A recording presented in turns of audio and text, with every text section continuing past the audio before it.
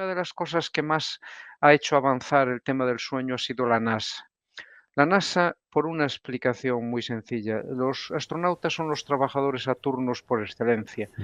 Ya sabes que en la Estación Espacial Internacional hay 16 amaneceres y 16 atardeceres, porque cada hora y media dan una vuelta a la Tierra. Bueno, pues ellos empezaron a ver que los astronautas dormían muy poco, eran incapaces de dormir 6 horas, y precisamente era por la alteración luz-oscuridad que interfería su ritmo circadiano y las luces del interior. De hecho, Ujú. uno de los grandes desarrollos, la LED, se ha desarrollado en el espacio. Eso sí, debo decirte que las primeras bombillas que pusieron LEDs les costó 300.000 euros cada bombilla, Dios pero mío. ahora en el espacio lo que hacen es que cuando quieren ir a dormir, la LED emite luz azul, perdón, luz roja, Sí. que es eso, la melatonina no la inhibe, y cuando quieren tener actividad emiten luz azul, que es la que activa el cortisol y te pone en un estado de actividad. Bueno, pues los primeros ensayos se vio que en los astronautas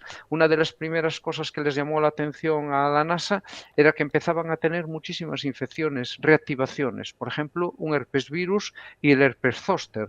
Ojo, el herpes zóster, seguramente mucha gente sabe lo que es, pero el herpes zóster es la reactivación del virus de la varicela. Todos hemos tenido la varicela y el virus queda para siempre en los ganglios linfáticos. Bueno, pero ¿qué ocurre? A lo largo de la vida no suele reactivarse, pero si tienes una inmunosupresión, si tienes un cáncer, estás con quimioterapia y otras situaciones, si te bajan las defensas, ese virus se reactiva y en ese momento se transforma en lo que se llama varicela zóster. ¿Y qué ocurre?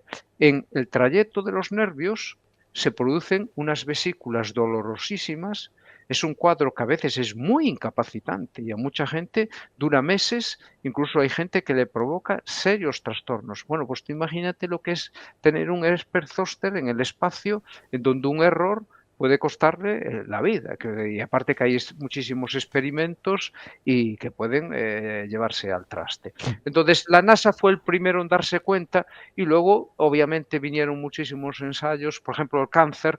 La Agencia Internacional del Cáncer desde el 2007 ya pone que está clasificado en 2A el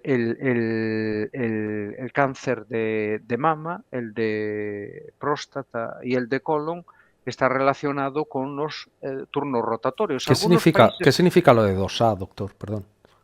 significa, es decir, hay una clasificación que es una clasificación es que es absolutamente confirmada y hay otra que es probable, es decir, que estudios en animales se ha comprobado que provoca cáncer y en personas, en humanos, bueno, hay muchos estudios, pero todavía no confirmados. De todas formas, se ha hecho una revisión en el 2019, se sigue manteniendo como probable, pero los estudios son súper contundentes. Es decir, por ejemplo, el cáncer de mama en enfermeras y azafatas se multiplica por 1,50. En algunos países es enfermedad profesional. Por ejemplo, en Dinamarca, una persona que tiene cáncer de mama, si se demuestra que a lo largo de 20 años ha hecho alguna de las semanas turnos rotatorios, se transforma en enfermedad profesional. En marzo de este año, en Francia hubo la primera sentencia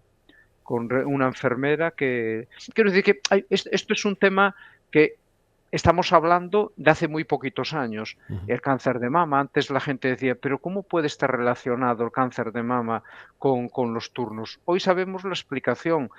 Cuando se duerme muy poco, falta una hormona que es una de las más importantes del organismo, que es la melatonina. La melatonina es la hormona más maltratada del mundo y es la más importante, bueno, una de las más importantes, porque es un antioxidante extraordinario y es una hormona que durante la noche, por decirlo de alguna forma, elimina todos los desechos tóxicos del organismo y hace que el sistema inmunológico esté muy activo. Por ejemplo, los linfocitos, hay un tipo de linfocitos que nosotros llamamos natural killer, que son esas células que es la inmunidad innata, que en este momento están circulando por nuestra circulación sanguínea y están buscando pues cualquier germen que entra y cualquier célula tumoral que se está produciendo. Entonces, si tú alteras el ritmo circadiano, pues por muchas razones, una de las causas que más altera es por lo que llamamos el jet lag social, que Sí. hacemos todo, Ujú. que es también se le denomina procrastinación del sueño, y es algo que ha generado sorprendentemente la luz eléctrica y nuestra vida que tenemos, que es una vida estresada, que resulta que en vez de acostarnos a la hora que debíamos, estamos con ordenadores, con pantallas de tablets, con teléfonos que están emitiendo luz azul con una longitud de onda muy corta. Por ejemplo, la longitud de onda de 477 nanómetros, que es la de la luz azul, esa te resetea totalmente la melatonina. Mira, hay un estudio muy sencillo que se ha hecho repetidas veces y que cualquiera puede comprobarlo. Si tú lees un libro en papel y otra persona lee ese mismo libro en un ordenador, pues la persona que lo lee en ordenador tarda una media de 45 minutos se retrasa su sueño. Bueno, pues tú imagínate hoy si eres un adolescente que fisiológicamente eres búho, que es imposible que te vayas a las 10 de la cama. Si aún por encima estás con ordenadores, con el teléfono móvil y tu hora innegociable de levantarte es a las 6, 7 de la madrugada, duermes menos. Mira, una de las cosas, tú lo ves ahí, que estás en Estados Unidos, los niños empiezan el colegio muy temprano. Muy temprano. A las Y 7:30 están todos ya en el colegio. claro, bueno, pues en Colombia, he estado en Bogotá 2 veces ahora en estos últimos meses, a las 5:30 le recogen todos los autobuses escolares. Ujú. Tú imagínate los problemas que tiene. Claro, luego esos niños, su rendimiento académico es inferior. Por ejemplo, por eso el sueño, la OMS, cuando está hablando de epidemia, está hablando de muchos aspectos. No es solo los aspectos médicos, no es solo que se provoque una tendencia a la depresión, no es solo que haya trastornos neurodegenerativos, es que interfiere en la educación. Ese es un Doctor, aspecto muy, muy importante. lo que estás diciendo es que los niños deberían irse al colegio, deberían entrar en el colegio un poco más tarde, ¿o es lo que he entendido yo?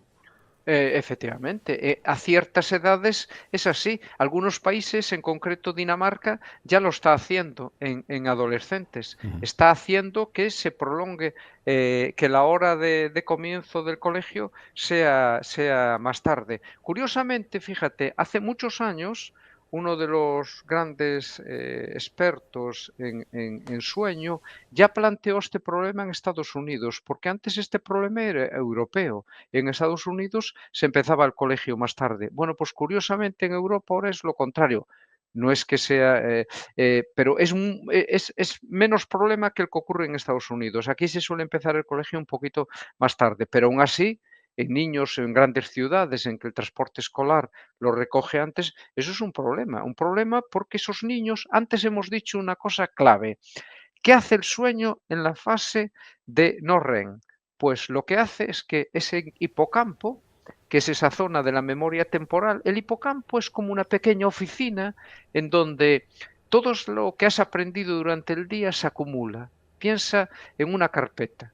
En esa carpeta está, por ejemplo, lo que acabas de estudiar esta tarde. Ujú. Bueno, pues mientras estás durmiendo, por decirlo de alguna forma metafórica, hay un señor que coge esas carpetas, lo importante, es el ejemplo que te puse antes de dónde he aparcado el coche. Bueno, dice esto no tiene importancia, pero lo importante lo lleva al neocortes, a la zona donde hay que fijarla. Bueno, es decir, eso antes te decía el ejemplo, ese refrán de lección dormida, lección aprendida. Es decir, no solo ese niño que acaba de estudiar esa tarde un tema lo va a retener más, es que el hipocampo queda liberado, porque esa carpeta con ese tema que acaba de trasladar al neocortes queda libre, de forma que ese niño al día siguiente no solo tiene un concepto que está memorizado, sino que su hipocampo está listo para recibir muchos más conceptos. Ujú. Entonces tú piensas en un niño que tiene un déficit de sueño diario. Nosotros donde sabemos, los cronobiólogos saben muy bien que cuando hay jet lag social, que es ese retraso del sueño, durante los días laborables, es decir, que duermes menos horas, se ve muy bien el jet lag social cuando lo comparas esas personas con lo que duermen el fin de semana. Si tú una persona durante la semana duerme, imagínate, 5 o 6 horas, la dejas el fin de semana y suele dormir 8 o 9 horas. Pues si hay un decalaje de 2, 3 horas, de más de 2 horas, significa que tienes jet lag social. Es decir, si tú estás trabajando y durante la semana duermes 6 horas y durante el fin de semana, que tienes tiempo, duermes 8 horas, significa que tienes jet lag social. Y el jet lag social es lo mismo que el jet lag transmeridiano, que es el que haces cuando vas de viaje, pero claro, eso es temporal. Tú, por ejemplo, viajas a Japón ahora y tienes un jet lag impresionante, pero claro, cada hora, perdón, cada día le lleva un día reajustarse a cada uso horario, pero eso es temporal. Pero sin embargo, si el jet lag social lo estás practicando todos los días, no recuperas el sueño. Y por cierto, esto es muy importante, el sueño no se recupera jamás. Es El una de las sueño solo preguntas se tengo. recupera. Sí, perdona, No, perdona. no, no, no. Esta es una de las preguntas que tengo, porque hemos hablado mucho de no dormir, pero ¿qué podemos hacer? ¿Podemos recuperarlo durmiendo más siestas? Y acabas de decir que no. No, no, no. El sueño que has perdido no lo recuperas. Solo lo recuperas al día siguiente. Y te pongo un ejemplo. Imagínate que hoy, vamos a poner que has ido de fiesta o has estado de guardia en un hospital o eres policía, bombero, lo que sea, tal. Ese sueño al día siguiente sí puedes recuperarlo. Por una razón. Antes te he comentado que la clave de todo esto es la adenosina. Tú, en el momento que ahora te despiertas por la mañana, tu adenosina, ese metabolito, que es un desecho, que es el que produce el sueño, cuando llega a un determinado nivel, te induce sueño. Pero habrás comprobado alguna vez que tú empiezas, por ejemplo, una noche que has estado en vela, dices, a las 4 o 5 de la madrugada tenía un sueño insoportable, he tenido que tomar café. Pero sin embargo, a la mañana siguiente, cuando te levantas, son las 10 de la mañana y sin embargo, sorprendentemente, tienes mucha adenosina y estás bastante despierto. Bastante ¿Por qué? fresco, sí. ¿Por qué? Porque hay dos cosas que son simultáneas. El organismo tiene un ritmo circadiano que es invariable. Tú, por la mañana, vas a liberar cortisol. Y al llegar a las 8 o 9 de la noche, el cortisol baja y aumenta la melatonina. ¿Qué ocurre? Tú durante esa mañana, que tienes mucha adenosina porque durante la noche has dormido muy poco, pero sin embargo, como te ha subido el cortisol, contrabalancea un poco. Pero, ¿y si aguantas? Es decir, hasta las 8 o 9 de la noche, esa noche siguiente sí que puedes recuperarla porque tienes mucha más atenosina, pero si prolongas el sueño un poquito más vas a recuperarlo. Pero de ninguna manera lo que vas a recuperar son lo de días anteriores. Eso es un tema clave, ¿eh? El sueño no se recupera nunca.